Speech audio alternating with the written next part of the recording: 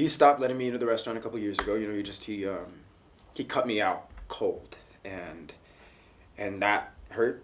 You know that flipped the switch in me where I was like, okay, fuck you, watch this. And because we had this connection through food, and because he had made me feel so rejected and lame and shitty and uncool, I made this plan where I was like, I'm gonna work in all the best restaurants in the world. You know, like I'm gonna work in real kitchens. Like fuck mom and dad's piece of shit, right? And um, it sounds ridiculous, you know, me saying it now, but that's what I did. And I got the shit kicked out of me.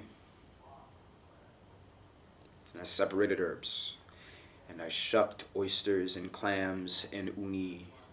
And I cut myself.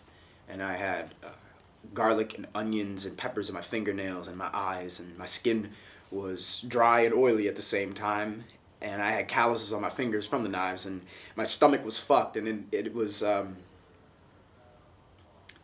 everything. And then a couple of years later, you know, this funny thing happened where, for the first time in my life, I started to find this station for myself. And I was fast, and I wasn't afraid, and it was clear. And I felt okay, you know? I knew what vegetables to put together, and the proteins, temperatures, sauces, all of that shit.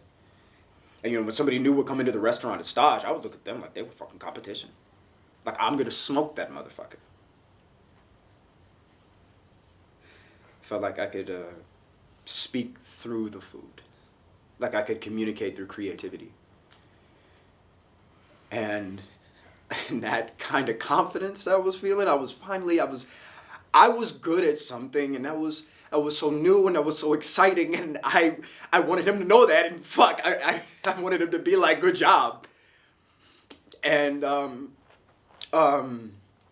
more that he wouldn't respond, the more that our relationship got kind of strained, and the further into this I went, and the better I got. And the more people I cut out, quieter my life got.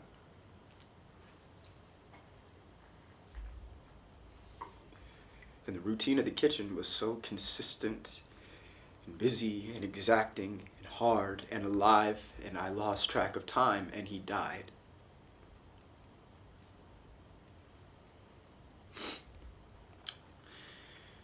And he left me his restaurant.